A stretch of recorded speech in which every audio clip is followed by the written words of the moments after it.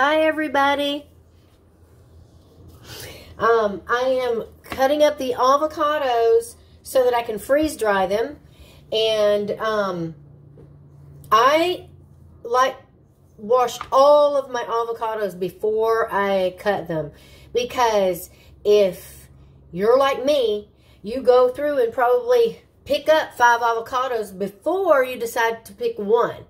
So Lord knows how many hands have touched these avocados. And some people may not wipe after they go to the bathroom. And may not wash their hands after they wipe. Oh my God. Anyway, and touching everything. So it just grosses me out. So everything has been washed, and I cut the avocados, and I use a spoon to scoop it out. Comes out real easy like that. And then I'll prepare it, cut it. So I was so surprised how great avocados freeze dry. And you know, if you want an avocado all of a sudden and you don't have a ripe one on hand, or you don't have one, you don't want to go to the grocery store, you can just open up your bag of freeze-dried avocados. So I just cut it like this, around this way, and then it just pops right off like that. And then I get the seed, and I hit it with a knife, boom, like that. Well, usually. And the seed pops right out like that. All this is going to my compost. These skins are all going to the worms. My red wiggler worms will eat all of those skins. And if I have a really bad avocado, don't throw it away. Give it to your worms, because they love avocado. And if you're trying to clean your worm bin out and get most of the worm castings, you can put either a cantaloupe upside down, you know, one that's already eaten, and an avocado maybe that's gone bad, and put it in there, and go back the next day, and all the worms are going to be congregated in that avocado. And so then it's easier for you to separate your worms from your worm castings and do a worm casting harvest. So that's it. I just wanted to share that with you today. I'll let you know. I'll try to maybe group the video together after the freeze dry comes out. Hi everybody. We're going to take the avocado out of the freezer and put it into the freeze dryer.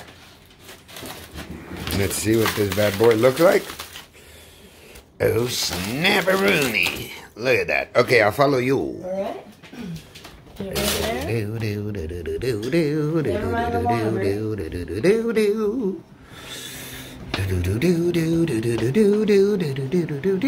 I also have some apples in here.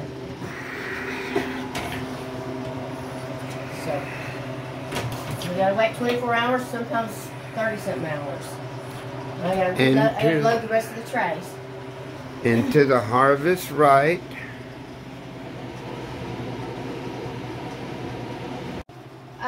This is the avocado. I just want to say that I love that I can freeze dry, but there's 2 things that I don't like about this machine, and I want to warn you. When you first get it, don't underestimate how heavy this thing is. We had to get someone to help us get it in the house, because the way my house is, the FedEx person wouldn't bring it in the house. They left it in the front yard. So it's heavy. It's like 260 pounds, something like that. But it's not just heavy, it's awkward. I suggested to them they should put handles on each side, so that when 2 people are carrying it, it's easy. Otherwise, it's like slippery. It's just very awkward to lift, extremely. And you don't want to tilt it too much and drop it, or it's a sensitive piece of equipment. So anyway, that's a huge thing for me. That you know, I think they should put handles, and there's nothing they can do about the weight. But know that before you get it. If you're elderly, disabled, or whatever, you're going to need help bringing it in and setting it up. It's going to be heavy. And the other thing is I wish it would censor, and they said they're going to work on this, censor when this thing predicts it to be ready. Because you want to be able to plan your day out, or the next 24 or 34 hours, if you had an idea when it would be ready, you know, because if it's ready and in your sleep, it still seems like it's not really ready, and so you have to put more hours on it to dry, and anyway, that would be extremely helpful if it would give you an indication and tell you how many hours left. It has like a bar going across, but without numbers like 20 minutes or 1 hour or 10 hours, 30 hours.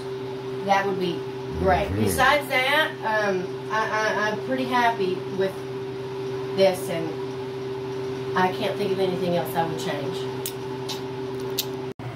Hi, okay. We're removing the avocado from the freeze dryer. Super dry, wow.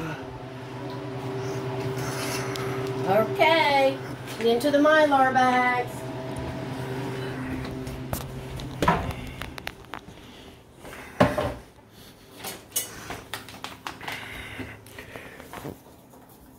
Wow, look at that. Avocado going into bags. Yes, the last 20 years. Last 20 years. And then once this product is, we're finished storing everything, we'll show you guys the stash of plastic bins that we have in the garage. Oh, yes. Okay. Thank you.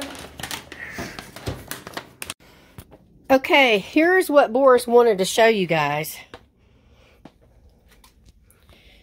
We have all of the Mylar bags stored in these totes. So, and I have them labeled meat, fruit, you know. So I have, whoa, I almost fell off the stairs. Oh my goodness. So we have quite a bit. We have a couple more that are not stacked up here. But anyway, I just wanted to show you. That's what Boris was talking about. We have them in, oh, and let me show you kind of what it looks like inside. Sorry, the messy garage.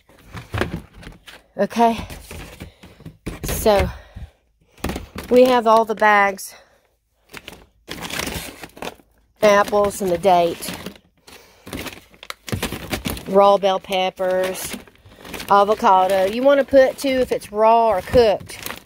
Meat, I like to put everything cooked. I don't want to have to mess with anything raw when I defrost or rehydrate this stuff. So I put all my meat cooked, and most of my fruit I keep raw.